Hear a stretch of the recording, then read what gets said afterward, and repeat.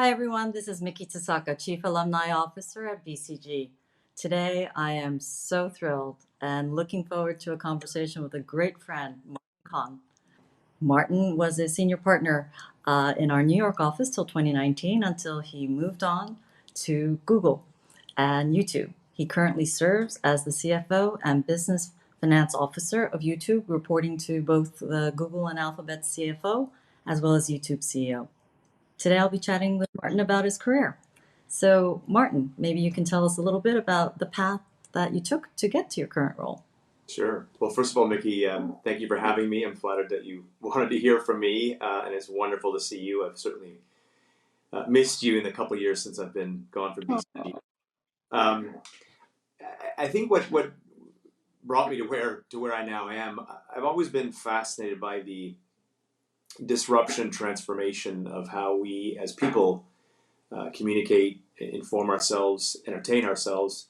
And to be frank, that's what drew me to BCG in the first place. I came from another consulting firm and was just thrilled to join a company like BCG, where there were a lot of others to collaborate with who really wanted to sort of change the face of TMT around the world and work with some world leaders in this disruption, transformation, and the rapid change that we've seen over the past, well, for me, past decades, but certainly over the past 5 years or so that I was at BCG.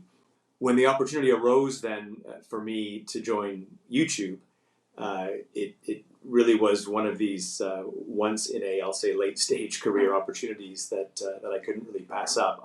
To be frank, I thought I was going to retire at BCG, but YouTube with 2 billion users, 100 countries, 80 languages, pioneer of the creator ecosystem. We paid out over 30 billion over the last 3 years to creators and partners. The chance to be involved and perhaps drive this disruption and transformation was really quite exciting. So that's really what brought me to the tough decision to move from BCG into YouTube. Yeah, no, I remember the day you told me about it, and I have to say, as much as I miss you, what a cool job, and congratulations for arriving there. And you've already had now a couple of roles since your arrival at YouTube. Maybe you can tell us a little bit about your current role. Yeah, it's already changed quite a bit. I think that's the nature of the sector, and you have to be on your toes. So I initially joined to take on the strategy function, and we moved fairly quickly to turn that into a very much more proactive thought partnership kind of function, leaning a lot on what I remembered, what I learned at BCG, at being real thought partners to at YouTube. Certainly the product VPs in a tech company. It's really product that makes things happen, and strategy really happens with products. And so that's the number one priority, is to really develop trusted thought partnership relationships with those stakeholders. Over the next year or so, we established new functions around market and competitive intelligence, including an APAC intelligence desk, supporting Susan directly in her CEO office, a robust business operations function for things like planning and OKRs and that kind of running the business, and integrated in the data infrastructure, business intelligence, and commercial data analytics functions. So quite a broader scope. And then quite recently, probably a couple of months ago now, I think, Ruth, our Alphabet corporate CFO, and Susan, the YouTube CEO, decided to bring together the strategy, biz ops, and analytics functions with the finance function. They really felt that strategy should drive resource allocation, capital investments, prioritization of what we're doing financially. And so the role that I now have in our team now spans across all those different, what we call multi-specialties, that we can then bring to bear to really help the business. Great. Well, we worked together a lot while you were here, and you also had just a huge variety of clients and experiences. But I do wonder, what of those learnings from BCG did you take away from us, and what are those things that you might be applying or might be helpful to you today? It's a great question, and I would say there's quite a lot that I probably draw upon subconsciously. one that really did stick with me, though, is really the way that I really appreciate the way that BCG works with clients and strives to make clients successful. And what I mean by clients is not companies, but individuals.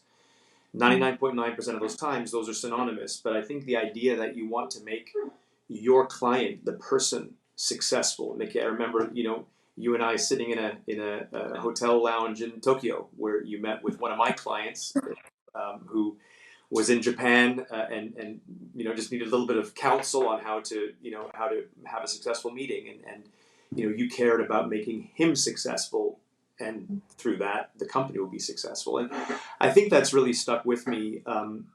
You want people to know that you care about them. You aren't trying to profile yourself at their expense. You're not trying to get to their boss. You're not trying to impress people by using them as a springboard. And we try to set up our team to do the same. So we have stakeholders who are maybe not dissimilar to clients, and we want our stakeholders to be successful. We don't need to be front and center. We want them to look good. And I think it's clear, as with BCG, that if you do that enough, and people that you work with are successful and they feel they can trust you, then you'll develop a reputation for delivering results, and you'll have more and more people wanting to work with you, and ultimately you'll be successful through that.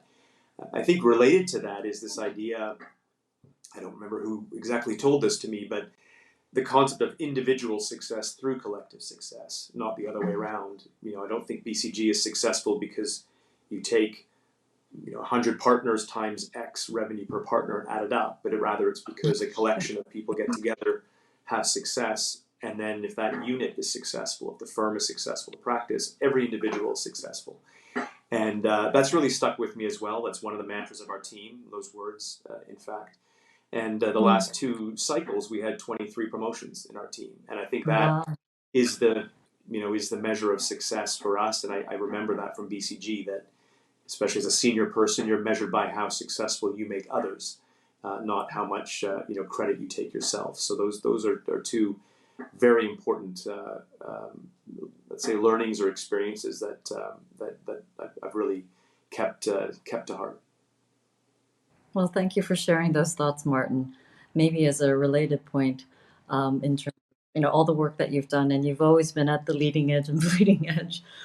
Leadership is tough, and I wonder if you reflect back on your career as a professional in this space, what are some of those tough leadership challenges and moments, and how did you overcome some of your biggest leadership challenges over the years?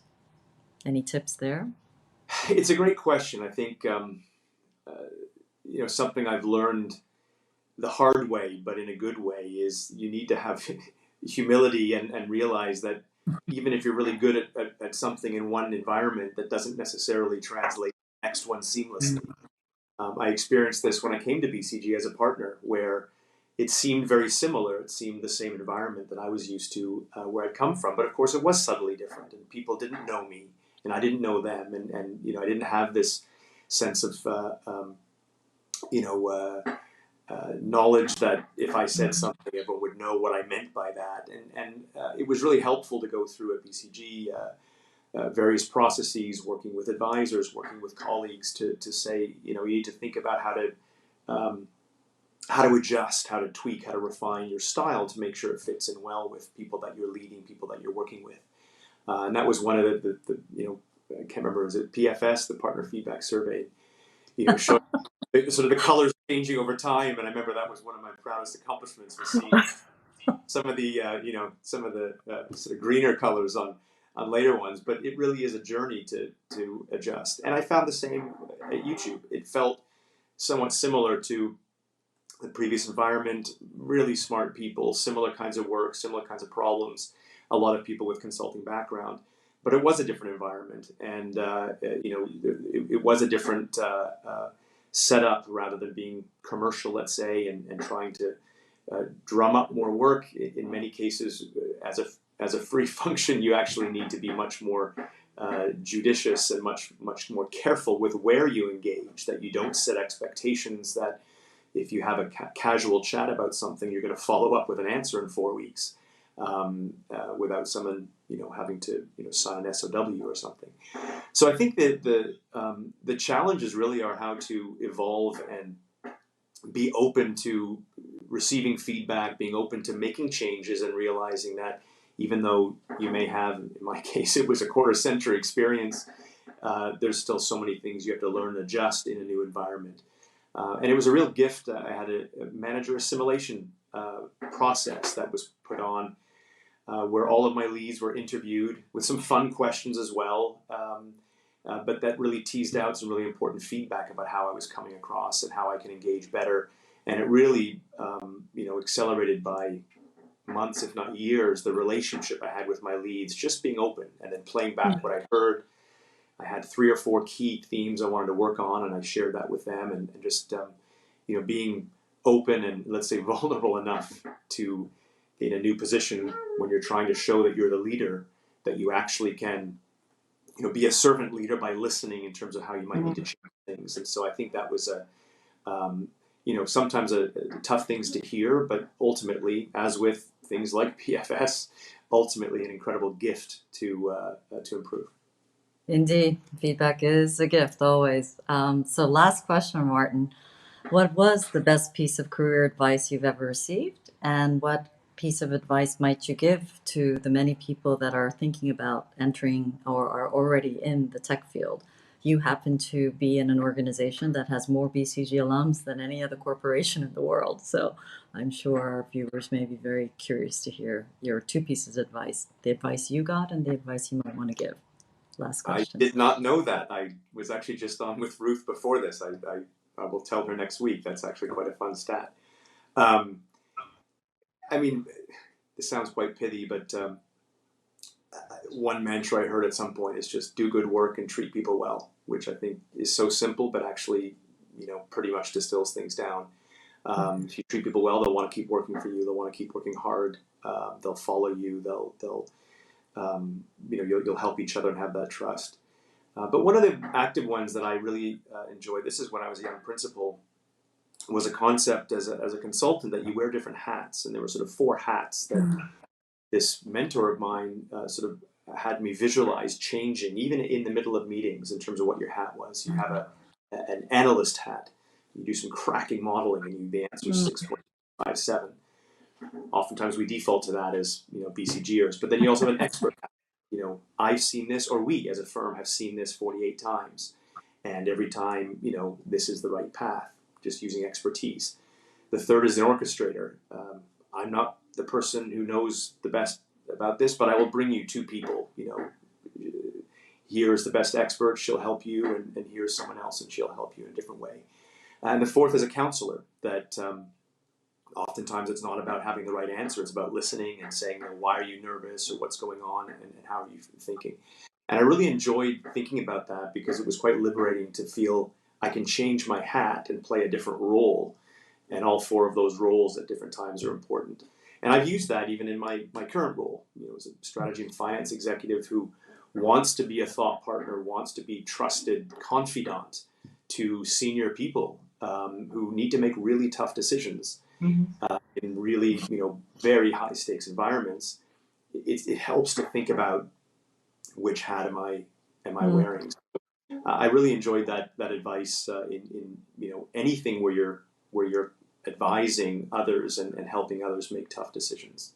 In terms of entering tech itself, I think large tech companies have become a little bit like what consulting and iBanking have been, and real magnets for the top talent. And I think these days, the top talent, the most driven people that we've long had in consulting and iBanking are of course, very prevalent in these large tech companies. And so there isn't quite the same opportunity for talent arbitrage that oftentimes is something of real value that BCG, for example, can bring to many clients, bringing capabilities from different places and a lot of the top thinking that just would be impossible to house within any one organization. Here, at Google, at YouTube, around every corner you bump into the smartest people you possibly can think of in their realms. And in fact, I found our engineers to be amongst the most strategic and the most innovative thinkers about every part of business that I've ever encountered. And so that's something that really has struck me. At the same time, I think there's a big difference between product launches, which is something that tech companies, of course, are extremely good at, and product innovation, and business launches and business innovation. And especially these days with so much change going on, so many players in the value chain and the ecosystem, we all read about the incredible things going on in the media space, in digital tech, in social media, short mobile video, et cetera, et cetera. That is something that the thinking and the frameworks, the ability to dissect problems, think about the ecosystem, think about value flows, think about how different partners and different elements in the ecosystem can coexist and make for a valuable industry overall. That is something that BCG, I believe, has prepared me well for, and I think is something of value and ever more important to tech companies as well. So I think it's really play to your strengths and benefit from the incredible minds that you'll run into, and think about where that can be complemented by some of the experience and capabilities that that folks at BCG have learned along the way that can be translated into business innovation within tech.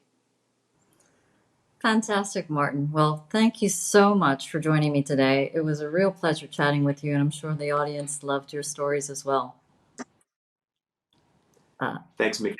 It's been great to reconnect with you virtually, and I'm really looking forward to seeing you again in person, I hope very, very soon. Back in Tokyo. And thanks to all of you that have watched. Please join me again next month for BCG Alumni Leaders.